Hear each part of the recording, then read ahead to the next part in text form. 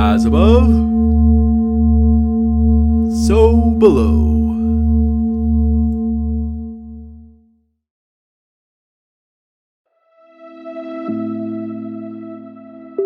Welcome to Connecting with Coincidence. I am your host, Bernard Beitman, MD.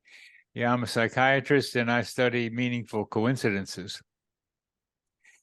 We've got this coincidence project going on, which we'll talk about today with our guest. And we have a coincidence cafe that meets monthly on Saturdays at 11 a.m. the third Saturday of the month. And if you contact me or the coincidenceproject.net, all one word, you can get a registration link that'll alert you to each of the Saturdays at 11 a.m. meetings of the Coincidence Cafe. I'm the founder of the Coincidence Project, and I strongly believe that coincidences, meaningful coincidence, synchronicity, and serendipity can be a big help to humanity during this time of rapid change and increasing crisis. So what makes a coincidence into a synchronicity, into a meaningful coincidence for you? For you. Yes, that's the elevation of a coincidence, and it depends on your own subjective and analytical responses. Do you have a strong emotional reaction? You then turn that emotional reaction into adding meaning to your life, applying it to the narrative of your life. What would be a synchronicity to one person can easily be just a coincidence to someone else. For example, two friends were talking about how walking helps clear one's mind and come up with solutions to problems that we're confronting. The day after these two friends had that conversation, one of them saw an article in the New York Times entitled, "Whatever the problem is, it's probably solved by walking." Well, that's a coincidence. That's a coincidence between what someone's thinking, two people are talking about, and that what one person then sees written out there. So mind and object are connected.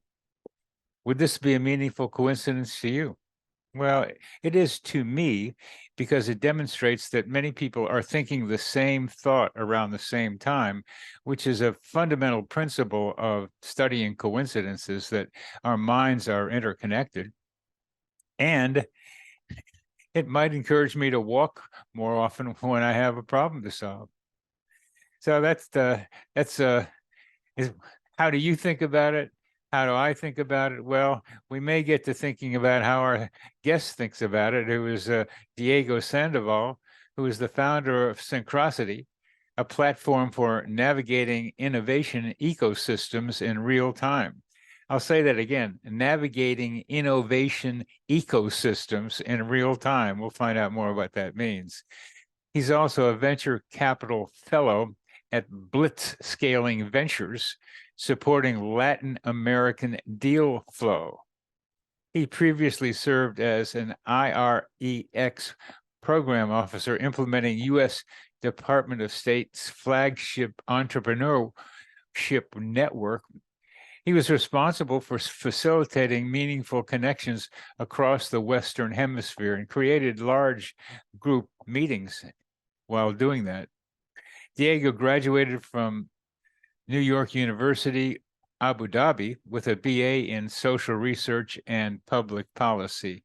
He's quite a guy, and I think you'll find him very interesting during our discussion today. So welcome to the show, Diego. Thank you, Bernard. It's a pleasure to be here with you.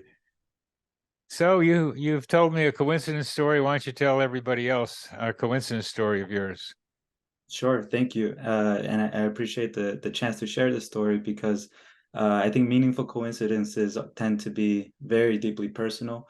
And part of your initiative with the Coincidence Project is to normalize these exchange of stories. So this is the first time I've been sharing this story. I think it's taken a lot of courage on my part to articulate it. And it really has to do with a coincidence that happened to me when I was 15, or ending high school.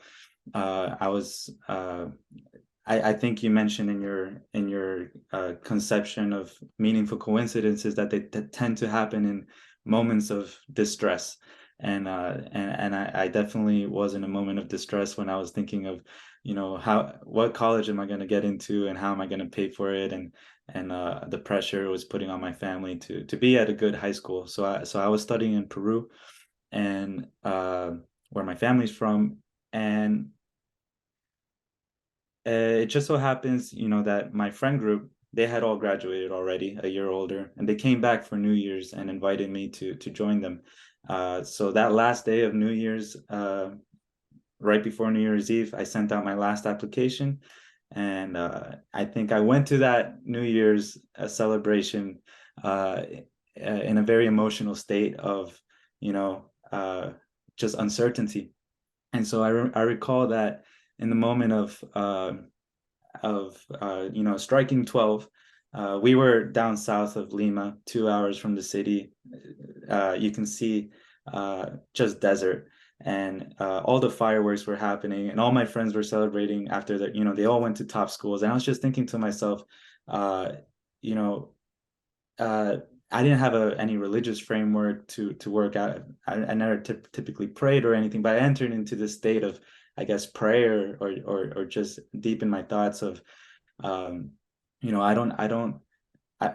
had this dream school I wanted to go to, but I really just let it out, praying that I don't care where I go, as long as, I get a full ride or I get some manner to pay for it all and ease the burden on my parents and make it easier for me, that I would be very happy. And that was a very emotional moment, and I just recall that I kind of blacked out, maybe from some substances, but the rest of the night, we celebrated, and I forgot all of that. But we ended up going to this party in the desert in Peru, where the entrance of this setup that they built was a giant mosque, and it was white, and it was huge, massive, and they had the words Dubai written on top of it. And it didn't make any sense to me. It was just any other party. It was fun. The day passed, a couple of months passed, and then I got I got an email saying that I had sent an application to NYU, and that I also it was just a matter of checking a box that I'd be considered for a new campus called NYU Abu Dhabi, and they were inviting me to compete as a semi-finalist candidate over the weekend in Dubai. So they would fly me out along with 300 others and do interviews, get to know the culture, the campus, and it was surreal. So at that moment, I was still really zeroed in on wanting to go to DC, go to Georgetown, and I just took this as an opportunity. But it was that first night that they took us on a tour of the city, and they took us to the Grand Mosque, Sheikh Zayed Mosque, and it was stepping into that mosque that I recognized that was the same mosque that was the cutout in the Peruvian party the same night that I just prayed that, things would work out and I'd end up where I needed to be. And it was just so mind-boggling. I was like, surely there's a mosque like this in Dubai, and there's not. It was actually the mosque was based in Abu Dhabi, and it was the same cutout, and I had this moment of I guess it's the typical synchronicity story of something in your mind correlating with something in your external reality, and it took me a long time to get to synchronicity after that, but it really sparked that curiosity in me and trying to find the right word to articulate it. And fast forward 2 months after that, I get the email saying that I was accepted and that they're going to pay me a full ride tuition that was beyond what I could have imagined or even asked for. It involved going back home every couple months to see my family, included into that package, which was surreal to me as well. So that yeah, tons of things to digest from that one experience, but that's really led me to this path of talking to you, because I think it's so important to really articulate. I really appreciate when someone tries to categorize the right meaning to words. And I think you do an excellent job at that by distinguishing serendipity and synchronicity and two other types of meaningful coincidences that we can dive into. But yeah, I think that covers the story on my part. There were a lot of things that that story triggered in you. The first thing being that after a while you got interested in synchronicity enough so that you name your company Synchronicity to make it sound like synchronicity. So it's hard to avoid that, even if it's spelled with a C at the beginning, which I like because coincidence begins with a C. But what are a few of the things in addition that experience triggered in you to think about and feel? That's an interesting question. I'd like to contextualize that in the definition that I think Carl Jung uses for synchronicity, which is there's a purpose.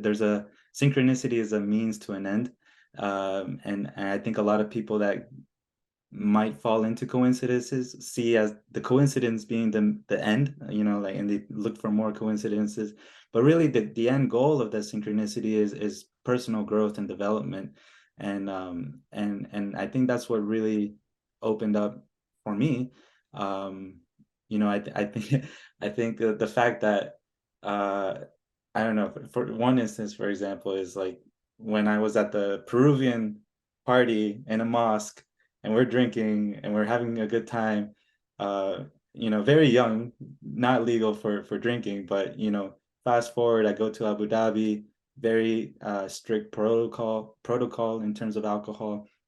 Right now I'm 3 years sober. I haven't drank alcohol, and I think that was thanks to my experiences in Abu Dhabi, really questioning, like, do I need to drink alcohol at a party? Do I need to engage in this? And really, I wouldn't feel happy.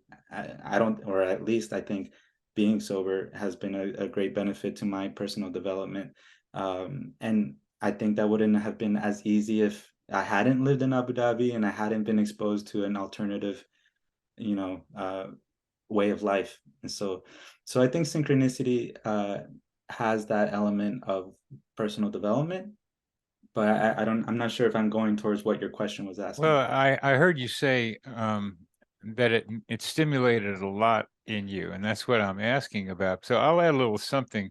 I think it's important that what you emphasize, and I didn't write about this in my book, The Meaningful Coincidences book, but the one way of thinking about coincidences or synchronicity is this word teleology, is that the cause is not past into the present, but we're drawn to a future.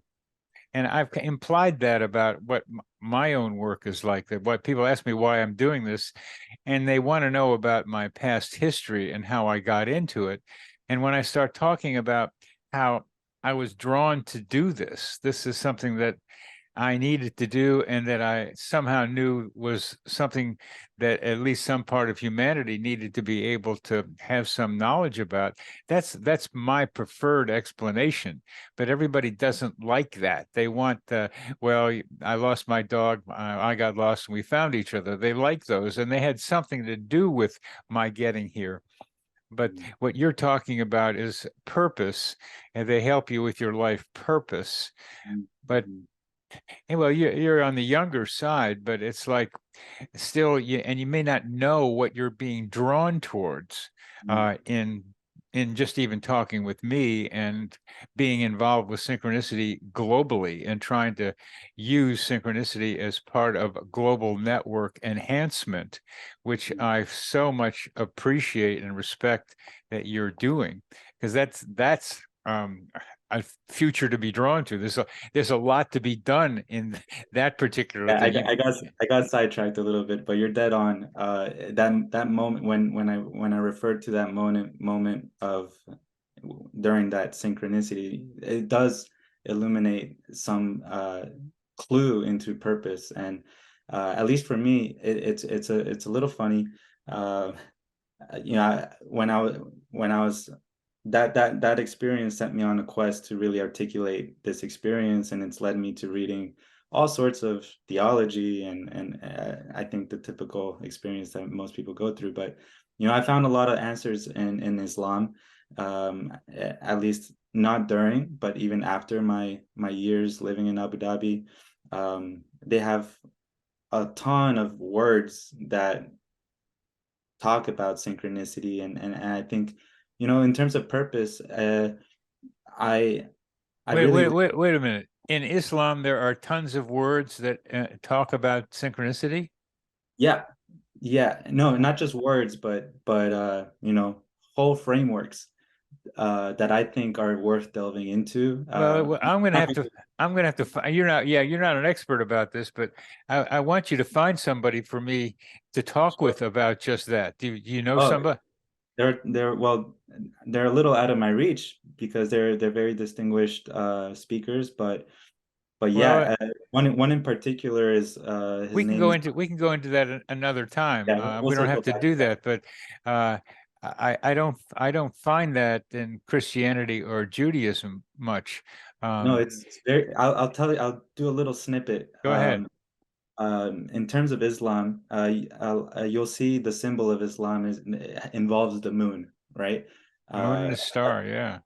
a crescent moon. And I appreciated a section of your book which was talking about the coincidence between the sun and the moon, Yeah. and it revolves around the fact that, you know I think the moon came out of a collision of a Mars-sized object that hit the Earth, and a residue turned into the moon. But it just so happens that, this thing that's drifting away, an inch, 2 inches every year, just so happens to be the same size as the sun when it eclipses.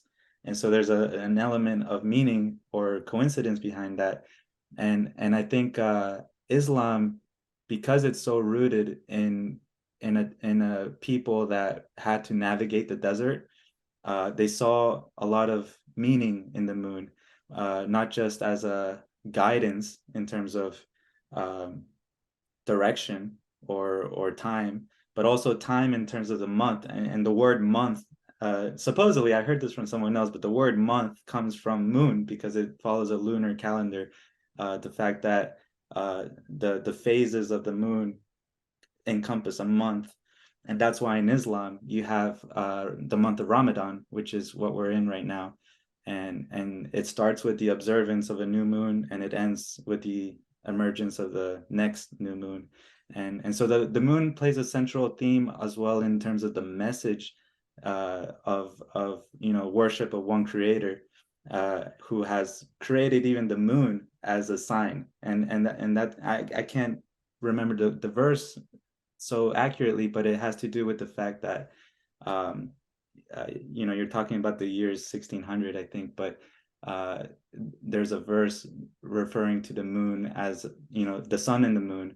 The sun being, the Arabic language is very rich, so it refers to the sun as a source of light, and it refers to the moon as a reflection of light, and how that served the purpose for all the reasons, all the ways we use the moon. And so uh, I don't know. That's just one example of how you can go super into reading about coincidences in Islam. I think I think I looked for Carl Jung's opinion in Islam. I think he traveled to Morocco, but I don't think he really delved into it as deep as, I don't think there's anyone that's really maybe observed Islam through a synchronicity lens in an academic structure. I haven't found that, but I found Islamic scholars who reference it in passing. And I think you've alluded to that in some other conversations about religion, about how um, they might attribute a synchronicity to God, and that's the end of the story. I think Islam doesn't do that. I think they don't take the agency out of the person's interpretation and agency, and I really feel they provide a lot of nuance that I think is missing in terms of the defining synchronicity. So I'm just going to leave it at that because I don't want to speculate any further. Well, that's a good start. So you can send me on my way after, to maybe find somebody to do that with. But anyway, that's we got off into the Islam but how important that was to you, and it appears to be that Islam and what you are and your purpose in life, and what you're being drawn to, may play a role in the kinds of work that you're trying to do, and more importantly, the vision you have for your company, Synchronicity. Could you tell us what your vision for that company is, for your company? Yeah, thanks so much for that question. So the context, there's a context I'm fitting into currently in a conversation within the entrepreneurship space that, there's a tendency for other countries and cities wanting to recreate their own Silicon Valleys. And so there's a lot of literature in the social sciences about why Silicon Valley became what it is today. And there's a lot of literature in the role serendipity plays as an ingredient to why Silicon Valley flourished. The fact that you had this dense network of the right people that's have these chance encounters with each other, which lead to innovation. I think serendipity has a rich framework from which to study innovation. And I think I think that really I think that served the purpose. And no criticizing that, but what I've been frustrated was the conversation taking shape post-pandemic. And when we enter this more virtual world, the idea of recreating serendipity became a whole niche within entrepreneurship and venture capital of like, how do we re-engineer serendipity, or how do we cultivate serendipity virtually and things like that, which I think is all fine and fun, but I really feel that's where synchronicity plays a key role in how we imagine future entrepreneurial ecosystems. And I think I feel personally involved in that because I had this crazy life opportunity of being able to live in 15 different cities over the last 10 years, and I've just been going from city to city, and in every city they have their own entrepreneurship ecosystem, and they have so much to learn from each other, and I've had that chance of traveling through all of them, and also that lead to my own personal struggle of, let's say I'm in London for a month. How do I make the most of 4 weeks for meeting the right people? Am I going to leave it to fate? Am I going to leave it to serendipitous encounters? No, I can't rely on that. I can't hope to go to a cafe and run into the right investor. I can't do that because I have a limited amount of time. I have to be efficient. And so really what I was tasked with is like, can I engineer synchronicities in the sense that I have a target, I have something I need. Can I put or the question becomes like, how can I shorten that time for the right thing to coincide with where I'm at? And so, or how can I coincide with the right opportunity? That's really what the question becomes. And so that was sort of what I was dealing with as I was traveling. But when I got into my first job, first official job of implementing the State Department program, I was tasked with doing this at a greater scale. So I had an annual cohort of 280 entrepreneurs from every country in Latin America and Caribbean. We include Canada as well. And I had the profiles of every entrepreneur, of who they are, where they're coming from, what they want, the companies, what stage of the company they're at, what's their business challenge, what are they trying to solve. And I had to match that with somebody in the US that can fit. And so I was becoming this synchronicity engine of going out across 25 cities in the United States and finding that right person that can help this young entrepreneur. And so I really You know, I was doing that for 3 years, and it's given me a lot of insight into, you know, being a facilitator of meaningful coincidences and my role in that. And so Synchronicity was born out of a whole suite of those feelings, and the purpose really is to empower people to navigate those global innovation ecosystems as I did, but without the struggle that I did. It was like I kept finding things that I missed out on, or there are certain communities that there's no really an easy way, at least for a minority founder, to get into. So that's what I've been working on. I didn't even mention my thesis project Well, at wait about your thesis project for a minute, university. because what I understood you're doing was being like a dating site, or by putting two people together that might be able to dance together. Entrepreneur, no. No. Which is I've seen those initiatives happen, but no, that's not what I'm trying to do. What I'm trying to do is, let's say Miami. I just moved here. When I moved here, there was no way for me to plug in to the entrepreneurship ecosystem because I had no network and I was starting from scratch. And if I go on LinkedIn, all I see were opportunities that I missed out on. And so I was trying to re-engineer all of the ways that I could find out about that.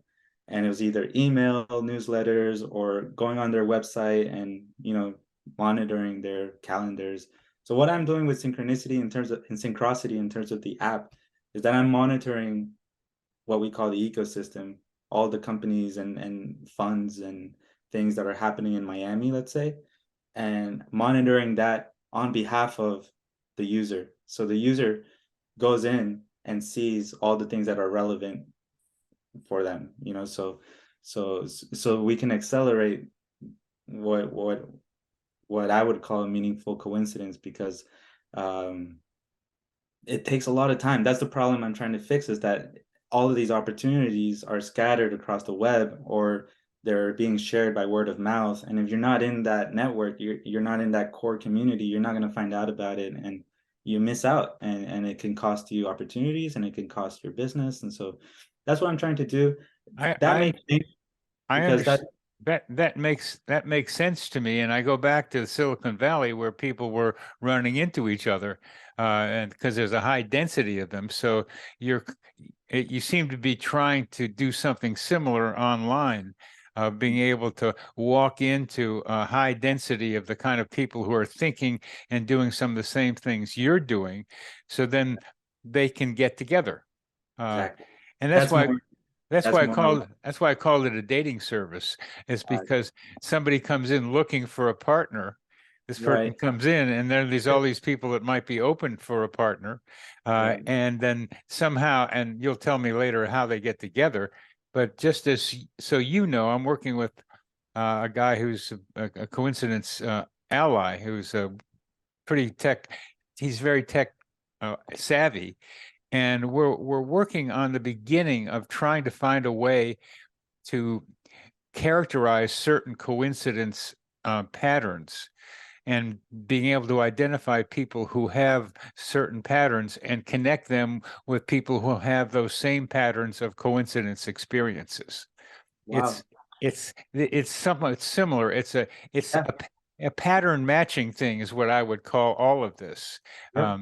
And I love pattern matching, Me too. and you love patterns. So so this is the fundamental of this is matching patterns, and that's a fundamental of synchronicity. Is you get two patterns that match each other, and you can say, "Oh, wow, okay, that's good. Now let's see what we can do with it." So I just wanted you to know that I'm doing that, and you might be interested in how we go about doing it, because we're going to try to use AI to look at 1,000 perhaps coincidence stories, pull out the patterns from them, see what the basic patterns are, and then find another way to characterize individual patterns, and then find a way to put people together.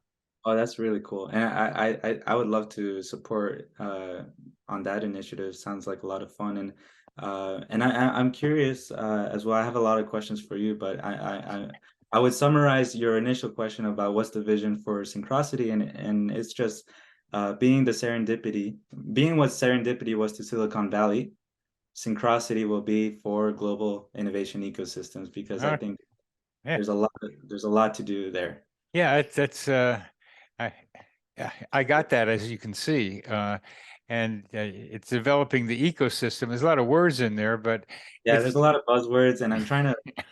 My goal is to add some nuance into that. Well, I Substance. think that's good because it sharpens the picture. But I'm a global thinker, and I like being able to match the south of San Francisco ecosystem with the virtual ecosystem that you're trying to develop. And I can see the parallel between the two. And you walk in and you find people. That's and we're going to try to do that with the coincidence people. They have this pattern, develop the ecosystem. You walk into the ecosystem with your kind of pattern, and you find the person or group that's like what you're thinking about. So the fundamental, the meta part of all this is pretty similar. Super cool. Super cool. No, that's exciting. And I think so that's one topic in terms of the role synchronicity plays in the ecosystem of people and cities. And you know, I think synchronicity plays a role in facilitating meaningful connections globally, especially post pandemic. But there's another role that synchronicity plays in terms of the actual use of technology. Good. Go ahead. I think that I think that's there's a lot of ways to talk about that, because I think people, they're thinking something and then they see an advertisement and it's your phone listening to you, right? So there's an element of a more artificial synchronicity, and I think there's a pro and con, and I think it's important to have that conversation with people like yourself that you've observed what I would call like the real synchronicity of life itself is facilitating it for you, and I'm curious to know what you think, and what your maybe concerns are with my generation, that we think a synchronicity might be when our phone recommends the right thing to us. And I think it's a little cringeworthy when we know that there's something so deeper to synchronicity and it's being reduced to an algorithm, so that's I keep that in mind when I'm building, say, an app. I don't want to claim to be as profound as the synchronicity that Carl Jung was trying to articulate. But I'm curious to what you think as well. Is like there is a difference, and there's something to be said there, I think. There's something to be said there for sure. I mean, I haven't heard yet that your generation calls buy this shirt because you just had something like that, or your girlfriend just bought it for you, as a synchronicity. I've been hearing that a lot. Oh gosh, I mean, so that's part of the reason I need to have younger people around here, because I know I'm missing something, because there's a lot of other stuff going on down there. And it's been a concern of mine already. I mean, that happens, and I don't know, that's programmed. And I've been asked about that before, but that's programmed. There's going to become a time when it's going to be hard to tell when it's not an algorithm that gets in front of you. And the same thing begins to start happening in a virtual space when you get to VR and you get people living in these virtual realities, that the algorithms can make something happen that looks like a synchronicity. This person from here, this meets this person from there in some kind of a venue in the virtual reality. And oh, look, we just met each other. Isn't that wonderful? We have so much in common, but it still could be a program. But in a way, I think I'm talking about doing something similar with matching people with similar coincidence stories. It depends on what this is pretty funny. It depends on what the teleology is, what the purpose of bringing the people together. Is it to bring them together so they can go buy something together? Is it bringing them together so they can join the same political group? I mean, that's going to happen too. Now that we're talking about this, I didn't realize that what I was thinking of doing is also a general pattern that could be beyond just buying stuff, but in VR it can happen, and VR is all over the place now. It doesn't have, you don't have to be in a virtual space for stuff to come to you. Oh, you should meet this person, and then you find something together with that person that's not exactly what I have in mind, but what somebody else has in mind. So this is part of the ethics of doing this kind of work that I realized we're crossing over more than I had known, because it's the same basic fundamental pattern that we're dealing with, trying to create, because I'm trying to create something like yours. And how do you differentiate them? What's the ethics? And then where does AI fit into it? Because it's going to make it even easier to match patterns with each other. It's going to like be in a second or three to put the two patterns together with an underlying purpose. So I'm glad we raised the question, because it's an important one. I don't have an answer because we just raised the question, but I've been worried about the ethics of all this stuff with synchronicity for quite a long time, because like anything good, it can be used for evil or for bad. This is a polarized world we live in, and we got to be faster in making it do something good is what the best answer I can come up with right now. No, I am totally with you. I think the ethical question is super important to have, and it's not on top of mind when people are talking about AI, and that's why I think I wanted to distinguish, this what I would call a synthetic synchronicity of technology and not AI algorithms, and get your insight as well. And how do we characterize what we would call the real synchronicity? And why does it feel more real than the other? And I think it's a question that goes into a bit more into the fact that let's say the real synchronicity that happens in our day-to-day points to something larger than us, and it always has an end. It always has maybe a byproduct of feeling that things are interconnected and that there's a higher design to things, which I don't think any algorithm or AI will be able to do. And there is an element when, let's say, I'm building Synchronicity and let's say it is successful. There's a bit of humility in knowing that there's a real synchronicity out there that's driven by something we don't totally understand, and there's some humility in that, but in terms of the ethics, it comes to play that, let's say, in the real synchronicity, we say that God is the engine, the driver of that, and it does that because it's supposedly omnipresent, omnipotent, and if we're trying to create that technologically, the AI has to be omnipotent and omnipresent, and it's already doing that by tapping into our privacy in levels that we don't even know. We don't understand how much predictive power it has on just watching us location moving around, or it can infer so much of what's going on in our minds. And the last thing that I saw about not ChatGPT but some other AI tool was that they hooked someone up with brain wires and showed them an image, and the image was perceived, and then the AI image generator could generate the almost 95% replica of the original image, and it was mind blowing. I think it's a very crazy future that we're stepping into today, where our thoughts can be accessed, and it's an interesting. Yeah, you haven't gotten quite to thoughts being accessed. You've got that the AI can pick up what the person is but the person's brain is picking up. They see the pattern in the brain of what's been out there. But it's gotta start with the image coming in. But to actually pick up our thoughts and our images is going to take a huge bank of images in the AI, which could happen, that then that pattern of brainwaves would match. So I take that back a little bit.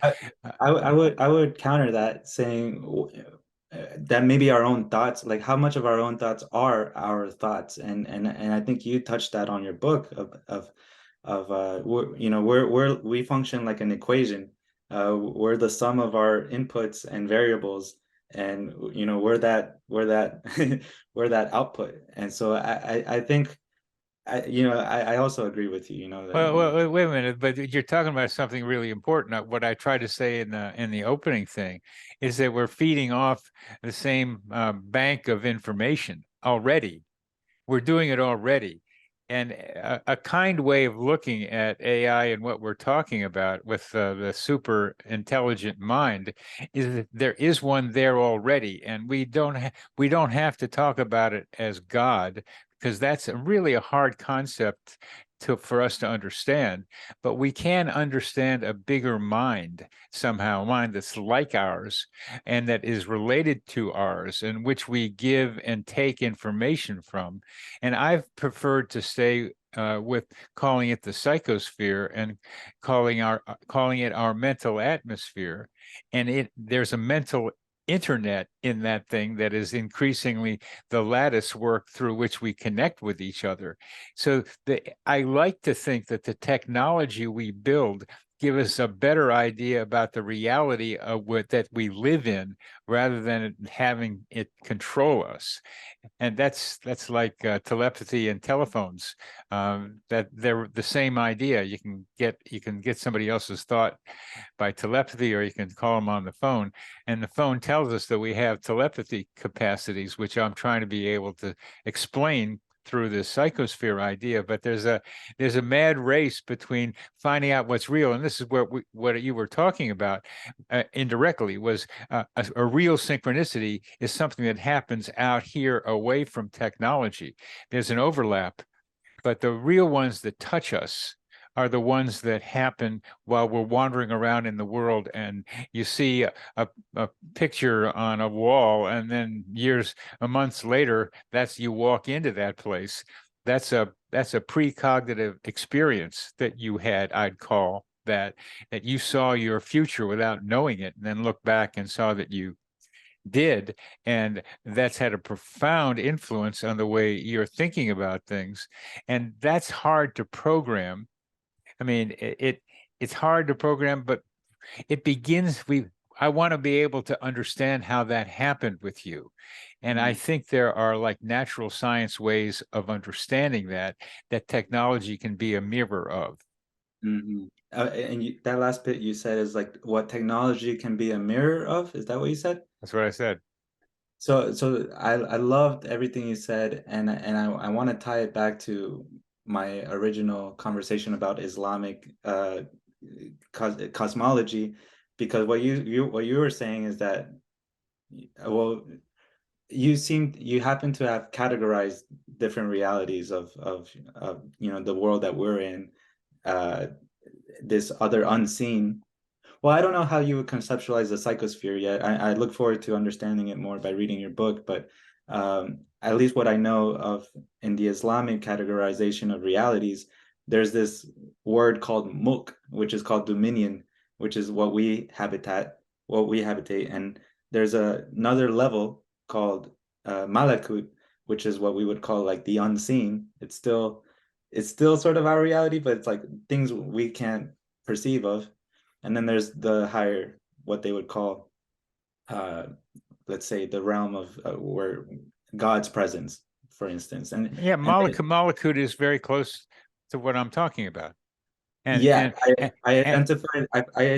That's where I've made that match of. Yeah, and I'm very interested in talking with this guy named G to be able to map the psychosphere, and I have ideas about what's going on in there. It's a vision that is becoming visual, I'm allowed to do in a way. I can do this because I've got a lot of degrees and stuff, and I've done stuff, and I can be crazy like this and make visuals and start making visual images of the stuff going on in the psychosphere. You'll see, toward the end of my book, about 4 or 5 pages about how the psychosphere operates. I think it's the chapter that ends with 6 confusing or difficult or hard to understand cases, and talks about the psychosphere in there.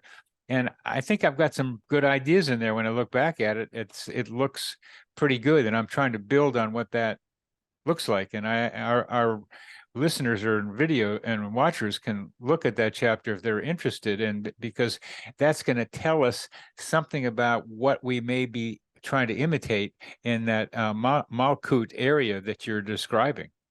And I think, I'm not sure. It's more of a question of I know Carl Jung had an analogy of the electromagnetic spectrum of we only see a snippet of it, and I think there's an element of that at play.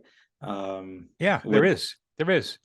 And how do you fit that in? I'm just curious. I know time is running out, but Well, it's what makes the algorithmic synchronicities different. There's something called intuition that we have, and then what synchronicity helps us do is develop more and more confidence in gaining information in ways that aren't rational, but still are based on some apperception of reality. And so we can pick up more than what our 5 senses tell us.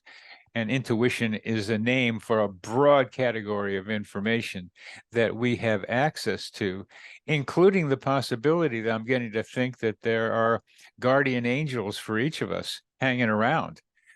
Gabriel being one, you've heard of him, of course, and there's all kinds of other ones that if you believe and tune and think about them, they're in the psychosphere and they have some capacity to connect with you. I'm only starting to do this now, having run into some people who are doing this, and I think there's something to it. So I welcome your joining G and me in trying to map the psychosphere.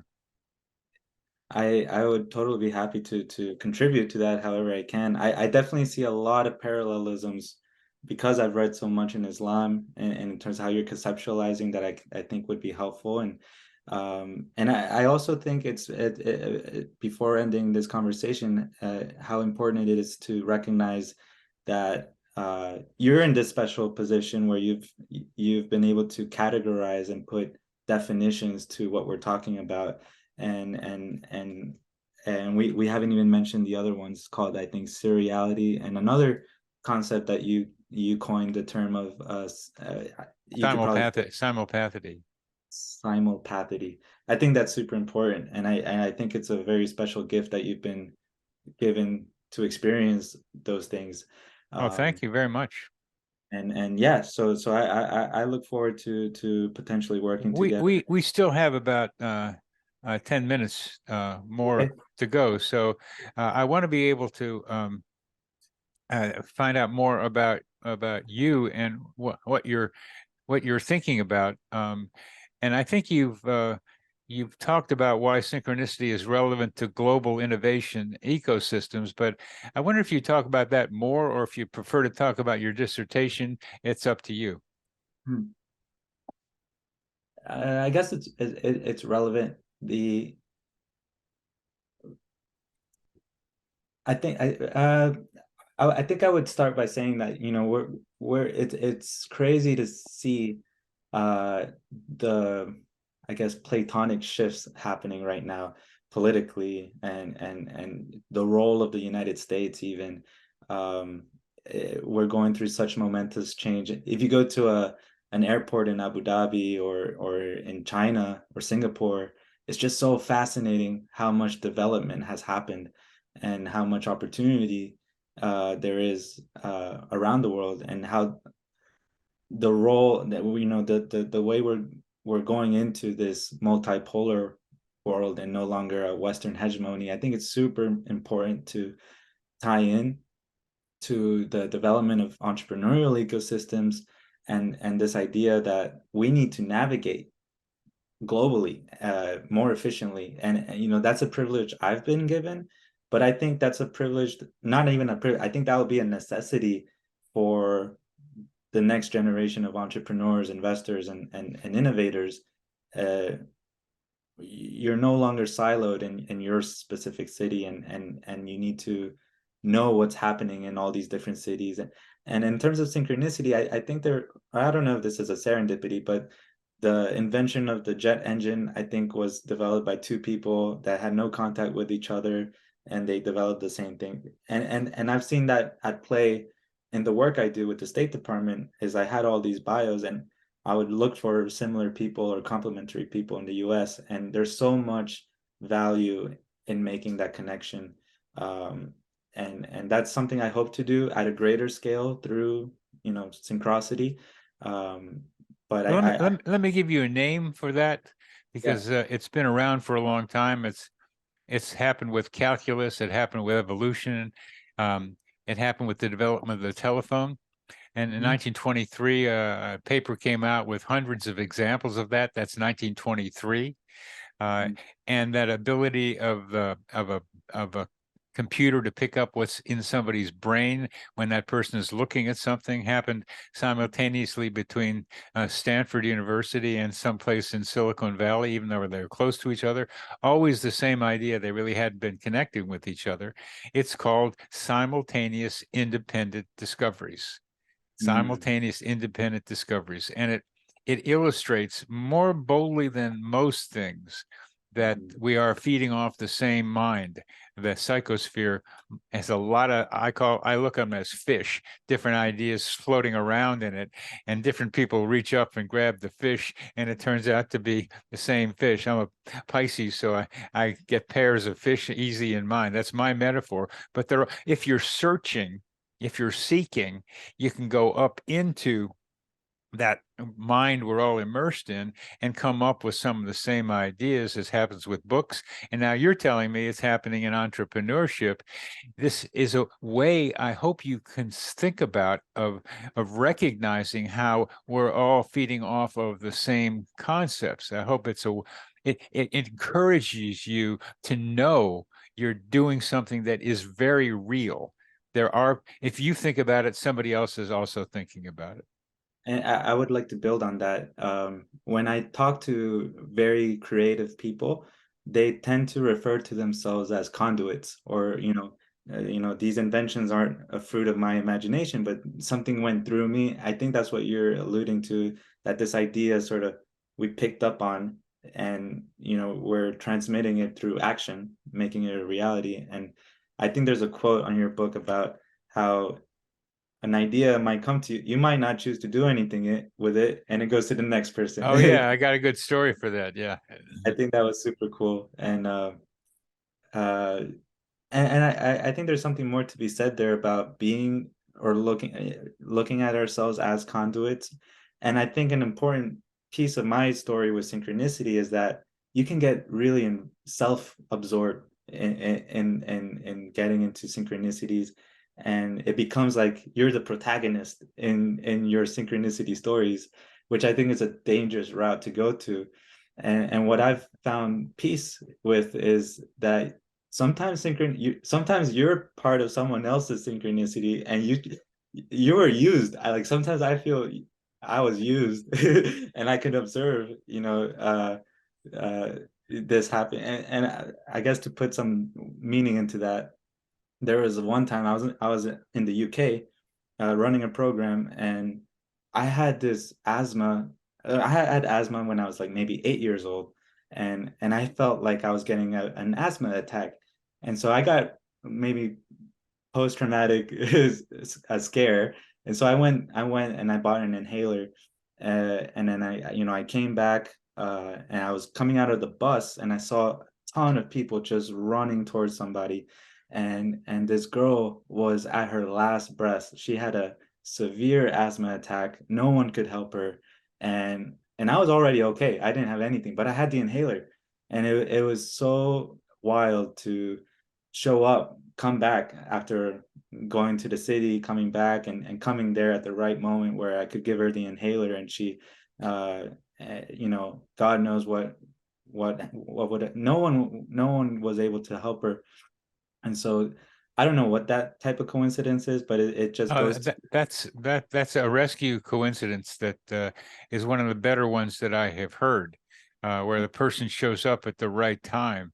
And I have images of it. It's like there's a swirl that goes out, and it's a form of simultaneity, experiencing the pain of a loved one at a distance, but it wasn't a loved one. It can happen with strangers, as you're just illustrating. So you picked up her feeling and went to go take care of yourself, but you were enough in the neighborhood to be able to get to her. And these are explainable in dynamics that we have yet to understand. But you were open to it. She was sending it out. You had the experience enough to reenact it. You acted on it to save yourself. It wasn't yourself. It was somebody's lungs that were other than yours. It's not so that you're acting on being acted on. We're all in this together, and that's an illustration of how things fit together here with each other, and how wonderfully we can have this world be, and when we recognize the kind of story that you just told us, which is a wonderful, wonderful story, that we can help each other and it make life better for each of us. And synchronicity is a way in which we can do that.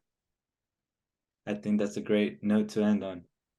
And that's where we will end. So thank you. I'm glad we got to that story, Diego. It was it's one of the better ones, and I'll remember that one too. So thanks very much, and it's been great talking with you. And you know, I'm going to be, you and I are going to be talking again, that's for sure. So thanks for being here with me. Yeah, thank you for the chance to share those stories. Appreciate it. You're welcome. This psychosphere is our mental atmosphere,